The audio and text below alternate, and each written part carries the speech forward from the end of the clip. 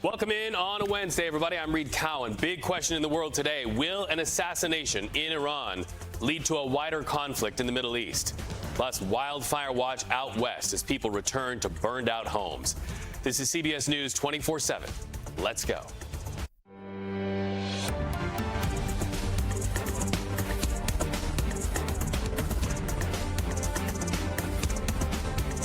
Right off the top, a live look out of Chicago and candidate Donald Trump trying to reach black voters.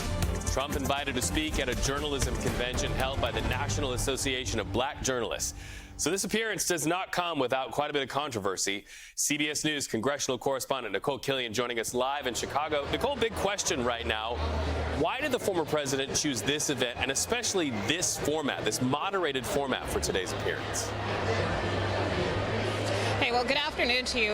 Look, the former president will be making his first appearance here in Chicago before the National Association of Black Journalists. He actually declined to attend back in 2016. And of course, in 2020, there was no in-person convention due to COVID. But this time around, you know, his campaign really wants to try to expand his outreach, particularly in the African-American community. We have seen him do that in other campaign events throughout this year. And so, as you mentioned, this will be a moderated format with 3 political journalists, kind of a fireside chat, if you will, but it is not without controversy. Some of the members here feel very strongly that the former president shouldn't be given a platform, particularly because he has berated black journalists in the past and also criticized other people of color. So for that reason, at least one of the co-chairs of this convention did step down. But as you can see behind me, there's still a decent turnout to hear from the former president. The president of NABJ saying in a statement that, you know, the association does not endorse any political candidates, but they do want to give the former president the opportunity to talk about issues that are important to the African-American community. Are we getting any sense from former President Donald Trump about the tone that he will bring to the stage? Well, look, I mean, I think we'll just see how this goes in terms of this moderated Q&A format, but certainly ahead of the convention and his appearance today, he was quite critical of his potential new opponent, Vice President Kamala Harris, saying that she is being disrespectful by not attending this convention. There has been some back and forth between NABJ and Vice President Harris. An invitation was extended to her team, but they did not feel that it was logistically possible since she is attending the funeral of Sheila Jackson Lee, the late Texas Congresswoman, and also is in the middle of a very extensive search for a running mate. So for that reason, they just didn't think it was going to be feasible for her to attend, although a short time ago, the president of NABJ said they are now in talks with the VP's team about possibly negotiating a date sometime in September for an in-person or virtual appearance from the vice president. One of the most powerful and influential groups of journalists in the United States. And Nicole, we're glad you're there telling this story. So let's continue talking about President Trump's schedule. He now heads to Harrisburg, Pennsylvania for a campaign rally. That happens tonight. Keep in mind, this is Donald Trump's first visit to Pennsylvania since that assassination attempt against him at that rally in Butler. Meanwhile, Donald Trump's running mate, J.D. Vance, will be in the swing state of Arizona, fresh off an appearance in Nevada, where he called Kamala Harris, quote, a wacky San Francisco liberal, close quote. Well, Vance hopes to drill down also on Harris's record on immigration in Arizona, where he will hold a campaign rally in Glendale.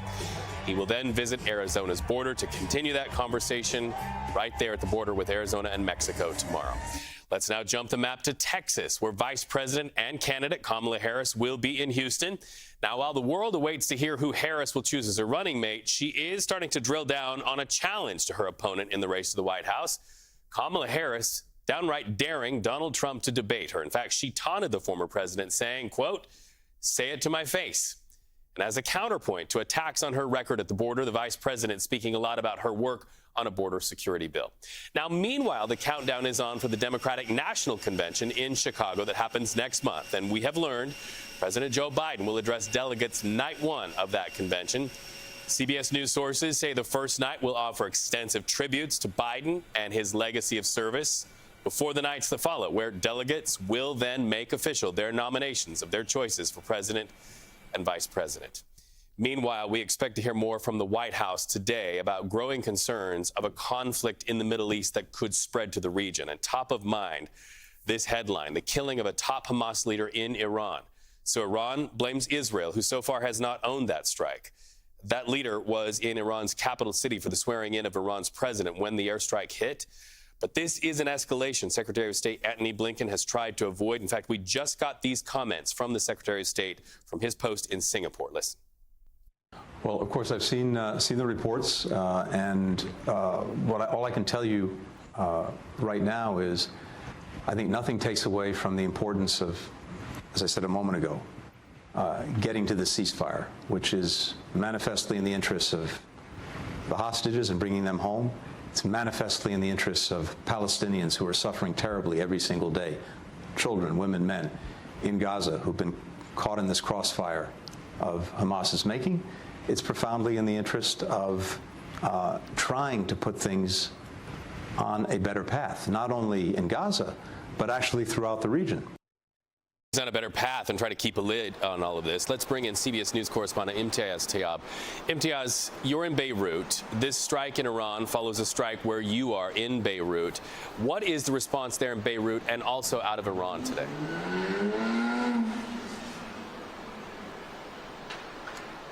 Yeah, Reed, fury is the answer.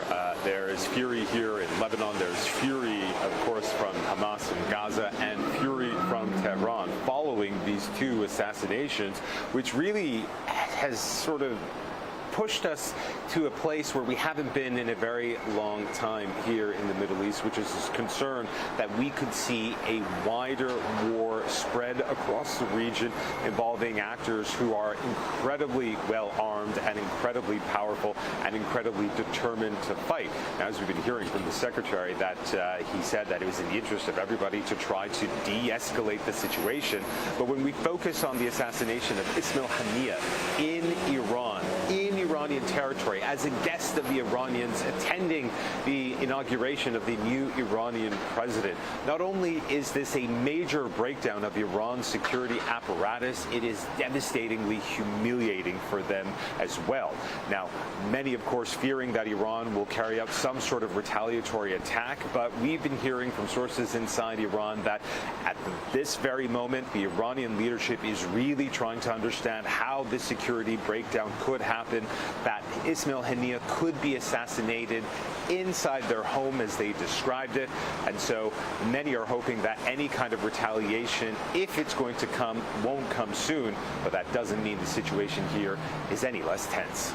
Of course, the issue with the worries of a widening regional conflict very much top of mind of leaders. But also, we understand there is some reporting that the person who was killed in Iran was part of some talks, some hostage release negotiation talks, and now those talks relative to the release of hostages could be in jeopardy. What do you know about that?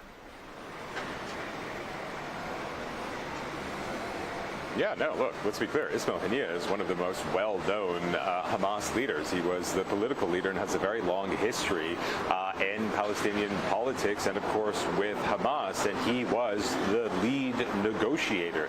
This is a man who negotiated indirectly with the U.S., indirectly with Israel. And he's widely seen, relative to Hamas, it has to be said, but widely seen as far more pragmatic than the military leaders inside of Hamas who are directing the war in Gaza, which we've seen is so devastating. So the fact that Ismail Haniyeh would be assassinated by Israel, although as we've been saying, Israel remaining silent, not saying anything about it, although of course Hamas and Iran saying that they're behind this assassination. The fact that he's been killed, the man who is negotiating with Israel, with the U.S., albeit indirectly, says, or at least we've been hearing from the Hamas leadership and from others as well, that to kill somebody who was so directly involved with the negotiations, that these negotiations are all but dead. Imtiaz Tayab, thank you so much for that live report. The world watches and waits. When we come back, we are live on the fire lines in Northern California. People camping in parking lots after losing their homes. CBS News 24/7 streaming coast to coast and worldwide. Back after the break.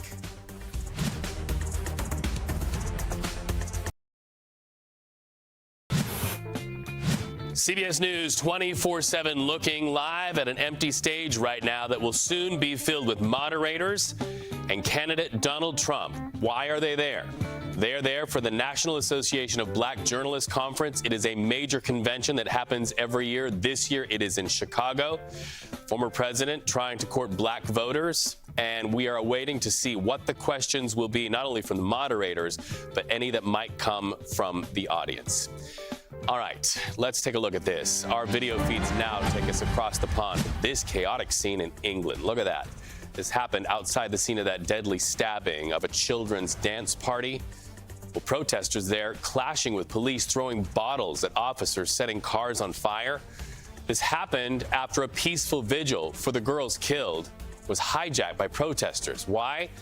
They're angry at speculation about the identity of the suspect. We can tell you in this melee, 20 officers were injured.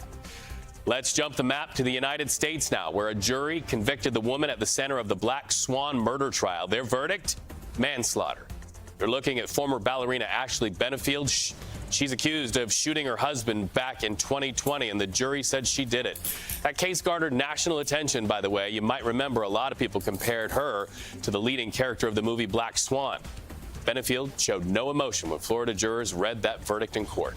She's now on to sentencing, faces up to 20 to 30 years in prison. Our video feeds move us to Missouri. A man held behind bars 34 years for murder. There he is, walking free into the arms of his family. That's Christopher Dunn. His murder conviction overturned based on new evidence. Now, despite the judge overturning his conviction, that state's attorney general appealed to keep Dunn behind bars, but that effort failed. Today, Dunn is a free man. Let's move to Arizona now, where voters send Republican Kari Lake into victory in that state's Senate primary. Lake will now face off against Democratic Representative Ruben Gallego for a seat that is pivotal to the balance of power in the Senate in that crucial vote coming in November. We are also on wildfire watch in several western states. Let's get started in California once again. We're talking about the Park Fire up in Northern California. It's now 18% contained, but it burns on. Now it's approaching 400,000 acres. So as people evacuate their homes to live in parking lots in some cases, they remember life before the fire, and we want to show you this. Look at this map. On the left, the after, on the right, before. We just move it back and forth, and you can see the before and after of that fire, just to show you not only the devastation, but the impact of the smoke. And that's a reality for people who are on the run still today. CBS News Bay Area reporter Kevin Coe live from the fire lines right now. Quickly, Kevin, give us an update on the progress of firefighters in fighting this monster. Well, firefighters are making progress, but you mentioned 18% containment right there. We had a pretty big, significant jump when it comes to structures or buildings that have been destroyed. As of this morning, 361 buildings have been destroyed. That's up from 277 just last night. I also want to let you know that these conditions for firefighters are not looking good for the next week and a half. You may be able to tell, Reed, right now behind me, the air quality, it does appear to be getting better, but that's because of the wind. Today, firefighters are concerned of wind gusts of up to 15 miles per hour. They're also concerned about possible thunderstorms as well. Those thunderstorms could cause this fire to spread erratically, according to CAL FIRE. And on top of that, heat wave is expected. Starting today for about the next week and a half, you're going to have temperatures expected in the mid to high 90s, possibly a couple of 100-degree days sneaking in there as well. The concern for that is overnight, there's also not any moisture, very low moisture. So that means there's not going to be a lot of help from Mother Nature for firefighters here on the ground. And we know firefighters and fire scientists who are studying this monster are thinking about that, but also that's very top of mind for the people that you've been able to meet, some of them living in parking lots. What's it like to see these people slowly get back to where they live, to see their homes are gone? Well, the concern for people that are in parking lots are these very high temperatures that they're going to have to deal with, right, without a home or a place to stay. And as you mentioned, I have been meeting several people who have lost everything, including this man, Mike Wittenberg. He and his family of 5, they actually went to their home for the first time yesterday. They were holding on to any type of hope that they'd be able to retrieve something, anything, and they quickly found out everything had been burnt to the ground. It was in a very very emotional day for him, his fiance, and his kids who weren't there with him, but he was with his dad as well. I do want to mention, though, through all of that heartbreak and frustration, Mike was very grateful for firefighters, for community members, church members, his neighbors. He says a lot of people in his community have come up and stepped up to the plate. Well, you say the word community, and that's the heartbeat of CBS News. Kevin Coe, we thank you for your report from several communities and so many people affected by this devastating park fire. Be safe up there, my friend. So from Northern California to down south in the very same state where firefighters are doing battle with this one. It's called the Nixon Fire. This one is in Riverside County. It's burned more than 4,900 acres. So far, that fire is only at 5% containment, putting people on the run and a lot of people worried about air quality. Let's also jump the map to Colorado now. Same story, just different place on the map, right? Wildfires.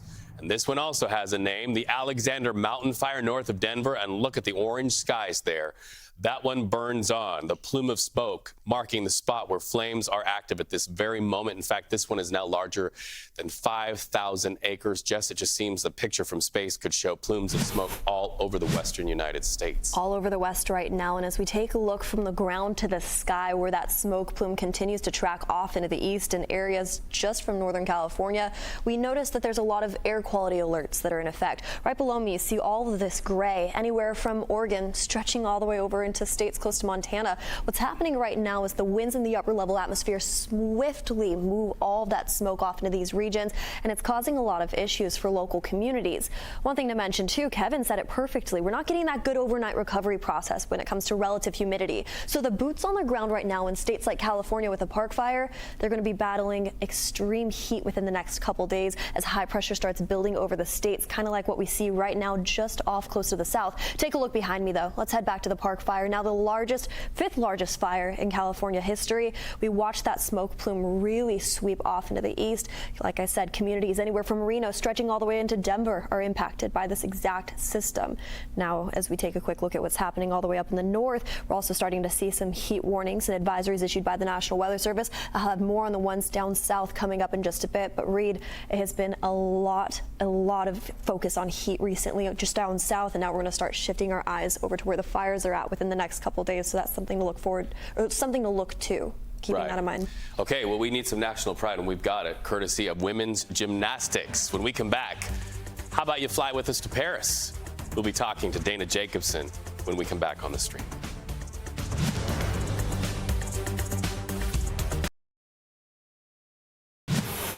CBS News 24/7 streaming coast to coast and worldwide. So let's take you to Paris right now where the Olympic Summer Games plays out. And guess what? USA women's gymnastics dominated. You see Simone Biles there.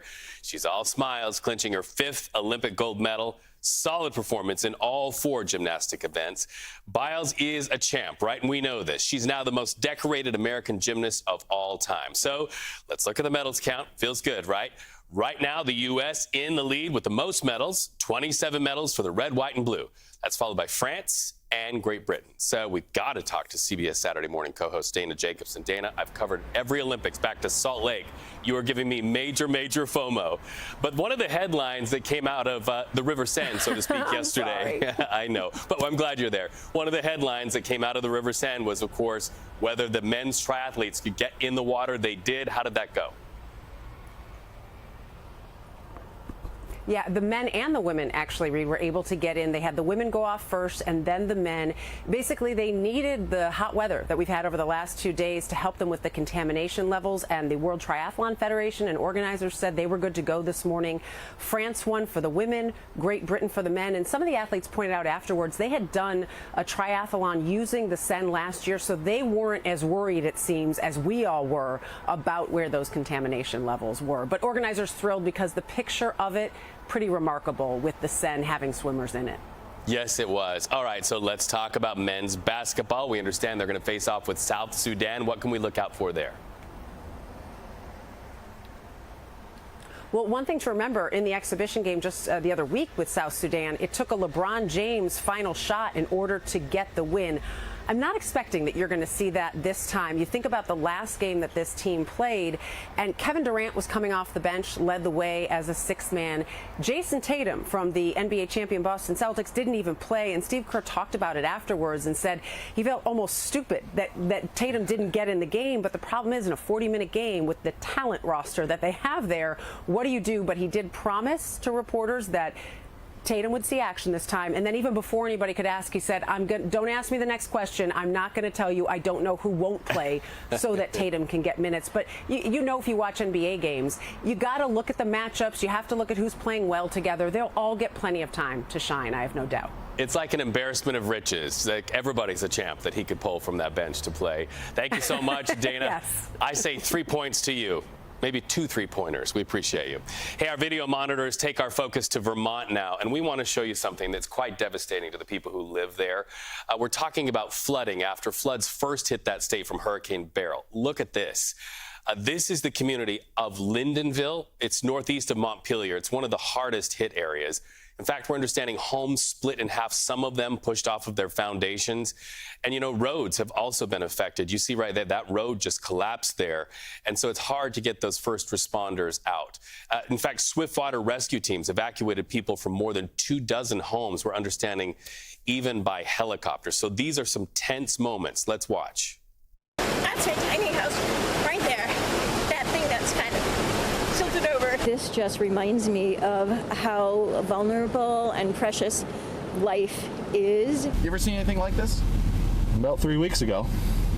But other than that, no, I haven't seen this in my 30 years I've been alive. A lot of water. Okay, let's bring in Jess to talk about what the forecast there in that region is. Well, anywhere from Vermont stretching all the way down into the south, we're dealing with some extreme weather, but it looks different. And as we head to the south real fast, I want to start off with the big weather story. All around me, you see that color, pink and orange.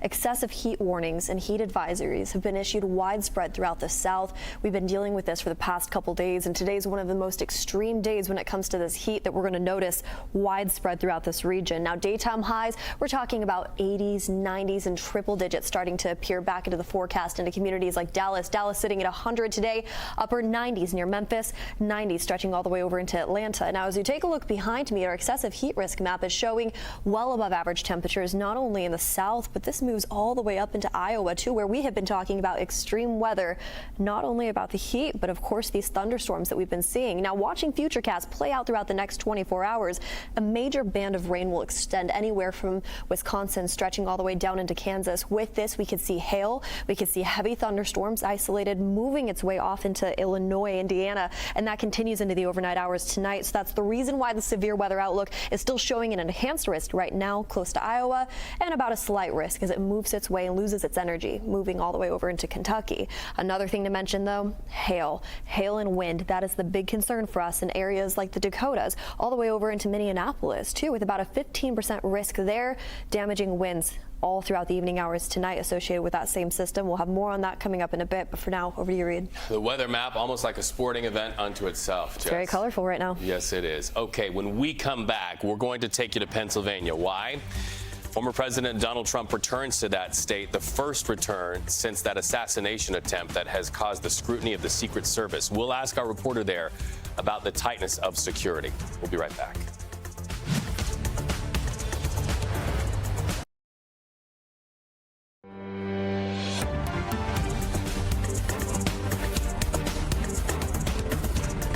Our live video feeds continue to watch Chicago and the push by candidate Donald Trump to reach black voters. You see the stage set right there. Trump soon will be speaking at a journalism convention. It's held by NABJ, or the National Association of Black Journalists Convention. So after Chicago, Trump heads to Harrisburg, Pennsylvania. He'll be at a campaign rally that happens tonight. Let's really put this into context. This is Donald Trump's first visit to Pennsylvania since the assassination attempt against him. And right now, we want to go to CBS News campaign reporter Olivia Rinaldi. She is live on Trump's next stop. Okay, so this is his first time back after that much publicized assassination attempt. We also know at this point in time the Secret Service is under a microscope. So what kind of security are you seeing there? Yeah, Reed, we're seeing a little bit of a different security posture here today, a little bit more locked down here. And this is coming at a time where Pennsylvania law enforcement are under scrutiny for their reaction in Butler, Pennsylvania, just under 3 weeks ago. I spoke with someone for the city of Harrisburg about what the security posture here today looks like. They told me that Secret Service is going to be taking the lead, which is normal. That's natural that they take the lead on an event that involves a former president.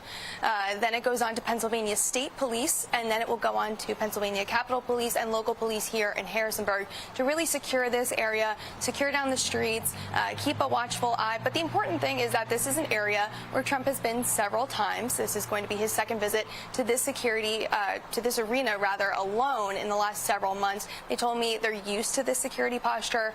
It's something that they've practiced before, and they feel pretty well equipped going into today. What do you know about the lineup on stage? Who will be speaking?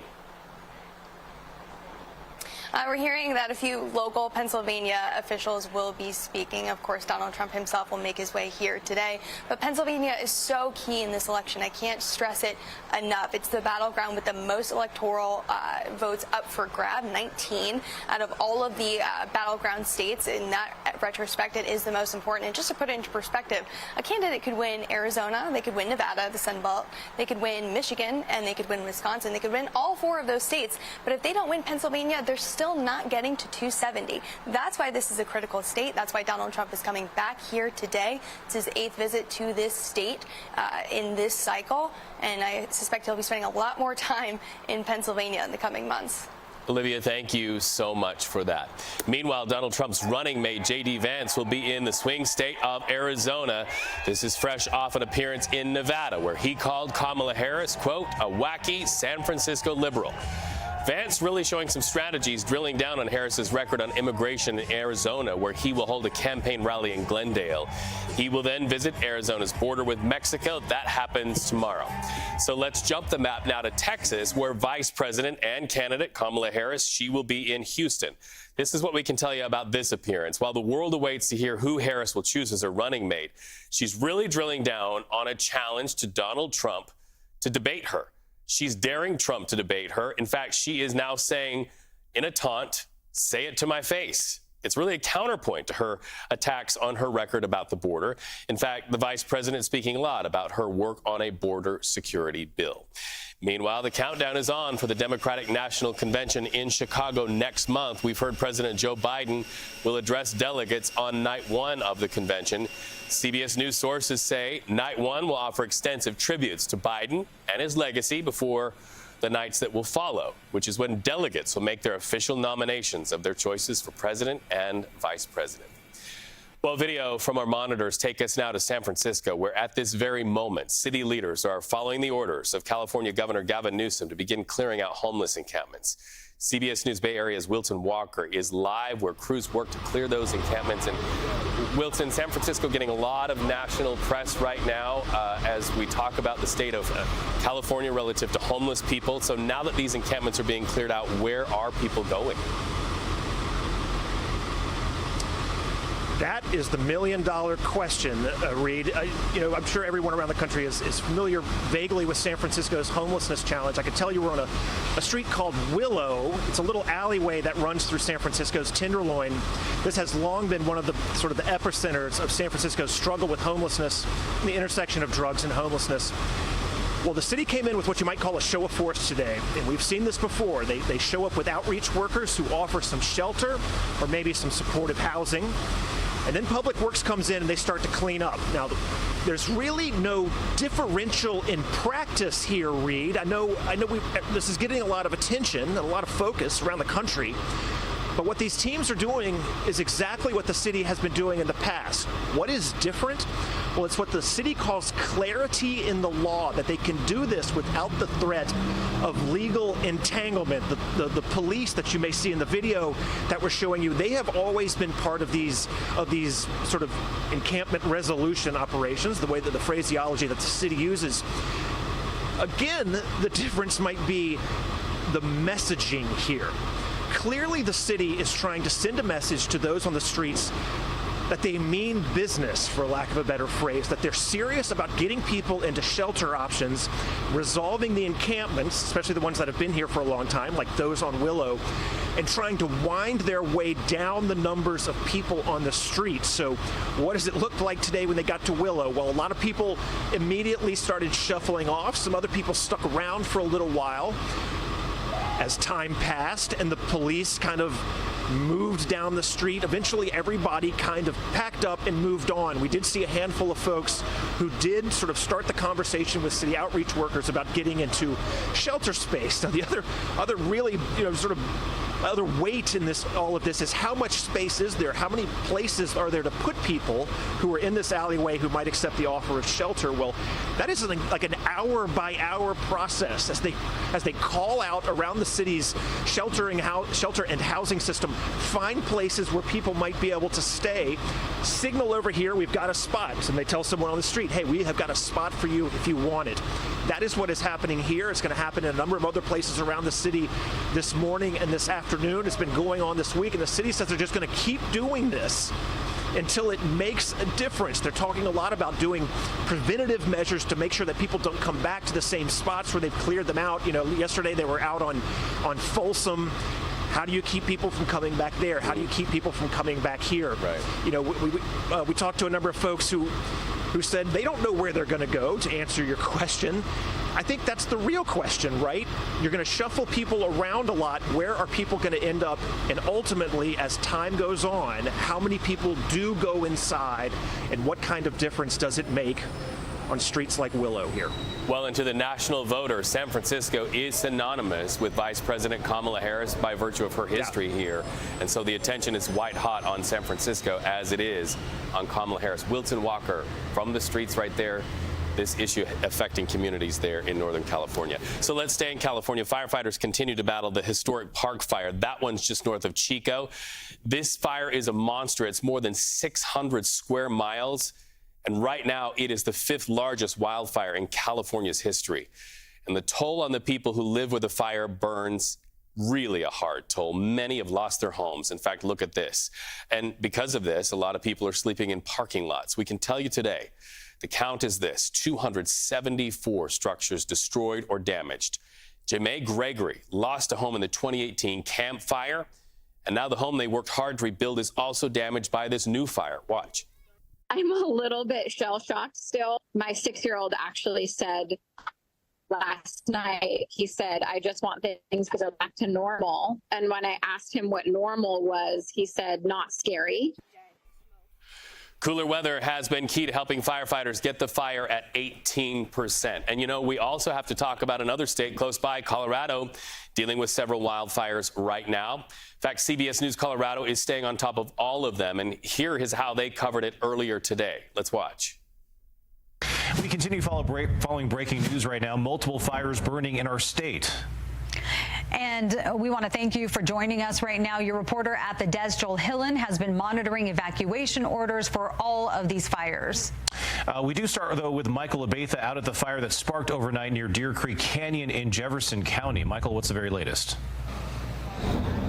Well, Brian, you've been watching, me and you've been talking all morning as we've been on air, and it's been a long night for firefighters trying to get a little bit of a handle on this fire, but there is some good news. There have been 2 water drops from a helicopter on the south side of this fire in the last couple of minutes. That means they did get approved for a little bit of air support fighting this fire. Now, this fire was spotted by a Jeff Coast Sheriff's deputy patrolling an open space on foot just around 9 o'clock on Tuesday night. When he called it in, it was just a couple of acres, about 10 by 10 is what they said earlier at the press conference. That quickly grew to more than 100 acres in just a matter of hours. Now it's about 130 acres, although we're still waiting for the survey to be done from the air now that the sun has come up. Now, 575 homes from 5 subdivisions have been evacuated, and there are 2 subdivisions that are on standby as firefighters try to get a hold on this fire. They say the weather hasn't made things easy for them. It's not as dry as it has been over the years, but it is dry and it is hot. So obviously when you go from 3 acres to 100 in a matter of less than 2 hours, the fuel is there.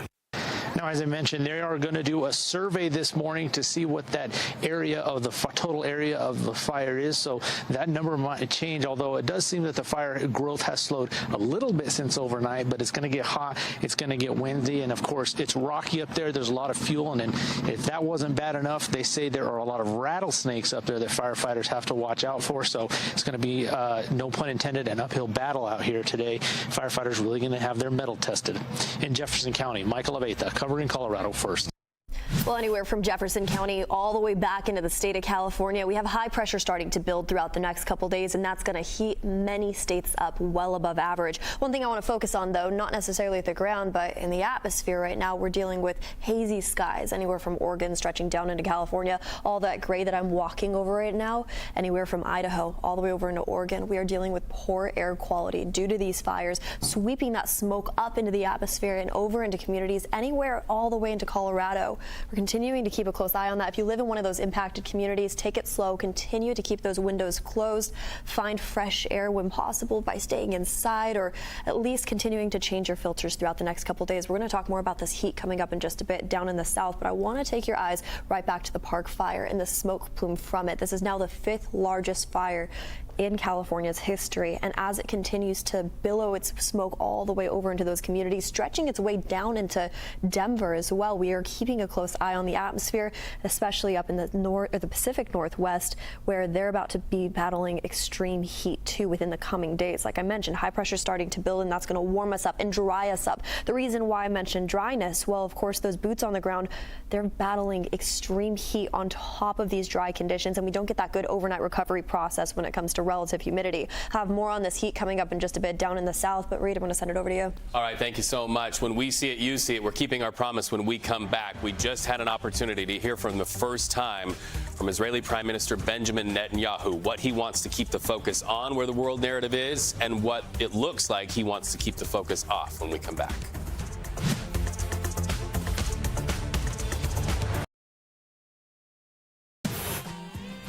CBS News 24/7 with our eye on Chicago and the NABJ conference, the National Association of Black Journalists Convention. That is happening in Chicago. You see an empty stage there, but pretty soon Donald Trump, candidate for the presidency, will join moderators on that stage. He is trying to court the black vote, and we will wait to see what he has to say. But you know, somebody who last was in the United States and last sat down with the former president is Israeli Prime Minister Benjamin Netanyahu. Since Netanyahu left the United States, much has happened.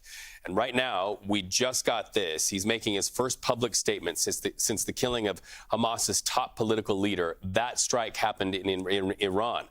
He did not mention the killing, though, but he did, however, speak on his recent visit to the site of a rocket attack in the Golan Heights that killed 12 children. So let's take a listen to that. When I visited that horrific place of the murder in Majul Shams, and I saw their misery and the pain that they're feeling, we said, we are brethren. There is an alliance of life between us. And the murder of these innocent children has added to this endless suffering of our dear inhabitants of the north who are displaced now and have been hit so hard. But we will not remain silent. We have hit out at Muhsin, and we will continue doing so against anyone who murders our citizens and hurts our country. Then his days are numbered. Citizens of Israel, there are very challenging days of us ahead. We have been hearing those threats from everywhere. We are ready for any scenario, and we will stand cohesed and ready against any threat. They will pay a price if there is any aggression against us, wherever that theater is.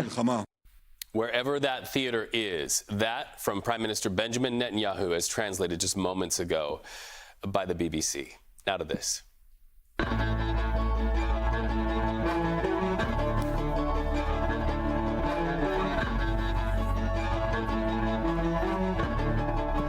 You know, our mission and heartbeat at CBS News is telling the stories where you live, the issues you face in your communities.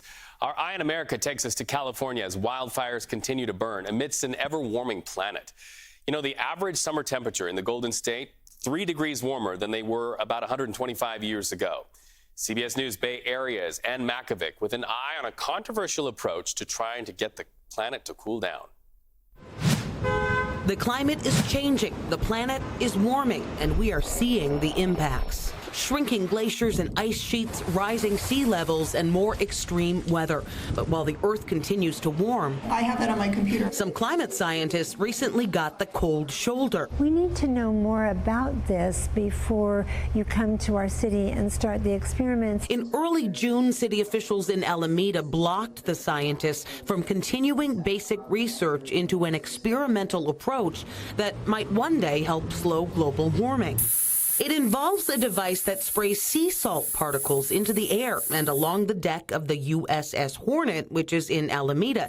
In the future, this aerosol might be used to brighten clouds so they can reflect sunlight away from the Earth and temporarily cool the planet. But the scientific evidence is lacking. We want to provide the data to understand how this would affect the climate system. The scientists left disappointed. City officials felt they did the right thing. The line of experimentation is very controversial because of the unintended consequences in other parts of the world. But the city of Alameda cannot stop the rest of the world. Some teams are going full steam ahead without the benefit of the evidence, and that is a problem. No one has control over what people do in different parts of the world at this time. There is no regulation in place. There's no global treaty in place about this technology. Lisa Dilling is an associate chief scientist with the Environmental Defense Fund, or EDF for short.